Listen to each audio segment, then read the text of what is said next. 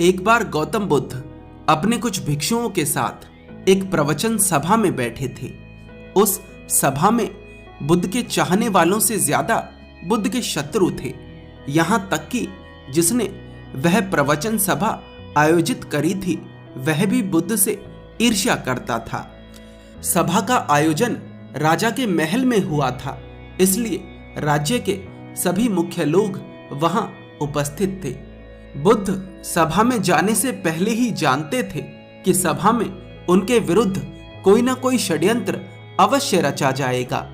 सभा में जाने से पहले बुद्ध का शिष्य आनंद बुद्ध को चेताता है कि बुद्ध आपको वहां नहीं जाना चाहिए, वहां के लोग आपके साथ दुर्व्यवहार करेंगे। ना जाने उन्होंने आपके विरुद्ध कैसा षड्यंत्र रच रखा हो। लेकिन बुद्ध अपनी करुणा के चलते वहां जाने से खुद को नहीं रोक पाते। सभा की शुरुआत होती है बुद्ध के साथ कुछ तीखे प्रश्नों से। बुद्ध से ईर्ष्या करने वाले लोगों का यह प्रयास होता है कि बुद्ध से कोई ऐसा प्रश्न पूछा जाए जिसका उत्तर बुद्ध ना दे सके, परंतु बुद्ध सभी प्रश्नों के उत्तर बड़ी ही सरलता से दे देते हैं। सभा में उपस्थित लगभग सभी लोग अपने अपने प्रश्न पूछ लेते हैं और उन्हें उनके उचित उत्तर भी मिल जाते हैं। अचानक वहां एक स्त्री आती है और बुद्ध से कहती है, आप ध्यान की बात करते हैं, आप ज्ञान की बात करते हैं, आप सत्य की बात करते हैं, आप लोगों को सत्य के मार्ग पर चलाने की जिम्मेदारी लेते हैं, परंतु क्या आपके भीतर तनिक भी दया नहीं? क्या आपको मुझ अबला की कोई चिंता नहीं जिसे आपने गर्भवती बनाकर छोड़ दिया है?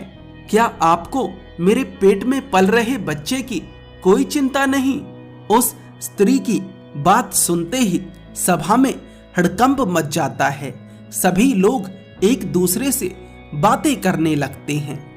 उस सभा का ही एक व्यक्ति खड़ा होता है और कहता है, अरे स्त्री के सौंदर्य के सामने तो बड़े बड़े ज्ञानियों ने घुटने टेक दिए, फिर ये बुद्ध क्या है? फिर कोई और खड़ा होता है और कहता है, हमें बुद्ध से ये उम्मीद नहीं थी कि बुद्ध इतना नीचे गिर जाएंगे।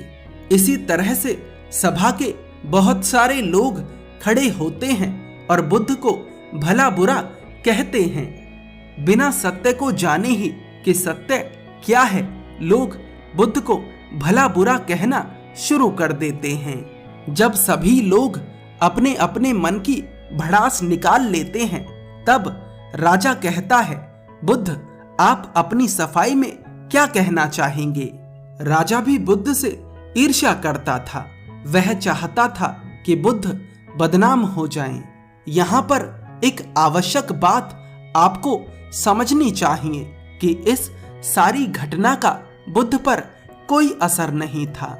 ना तो लोगों के अपशब्दों का बुद्ध पर कोई असर था और ना ही उस स्त्री के झूठे आरोप का। जानते हो क्यों? क्योंकि बुद्ध जानते थे कि सत्य क्या है। वे अपनी नजर में ठीक थे।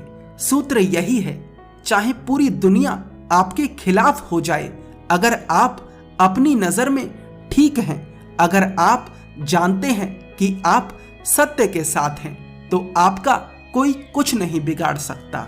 सभा के सभी लोग संदेह में थे। यहाँ तक कि बुद्ध के कुछ नए भिक्षु भी संदेह में पड़ गए थे। लेकिन बुद्ध जानते थे कि वो क्या हैं और यही आवश्यक था। इसीलिए उनके चेहरे पर 1% भी बदलाव नहीं आया था। राजा बुद्ध से कहता है, बुद्ध क्या आप अपनी सफाई में कुछ कहेंगे? बुद्ध उस स्त्री से कहते हैं, पुत्री, इस पूरे ब्रह्मांड में केवल 2 ही लोग इस सत्य को जानते हैं कि तुम सत्य कह रही हो या असत्य। इससे पहले कि बुद्ध कुछ आगे कहते, वह स्त्री बुद्ध से अपनी नजरें चुराने लगती है। असत्य का सहारा लेने का अर्थ है कि आप अपने भीतर डर का बीज बो रहे हैं।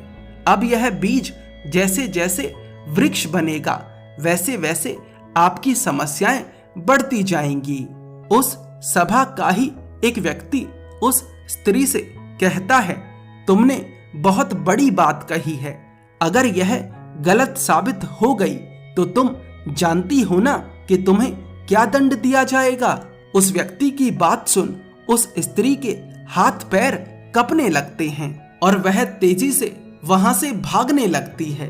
तेजी से भागने के कारण उस स्त्री ने अपने पेट से जो गठरी बांध रखी थी वह खुलकर जमीन पर गिर पड़ती है और सत्य सबके सामने आ जाता है। उस स्त्री ने अपने पेट से गठरी इस तरह से बांध रखी थी जिससे लग रहा था कि उसके पेट में बच्चा है। राजा उसी समय उस स्त्री को बंदी बनाने का आदेश देता है, परंतु बुद्ध के कहने पर उस स्त्री को क्षमा कर दिया जाता है। एक बात हमेशा याद रखना कि धैर्य और आपकी ही नजरों में सही होना आपको बड़ी से बड़ी समस्या से बचा सकता है।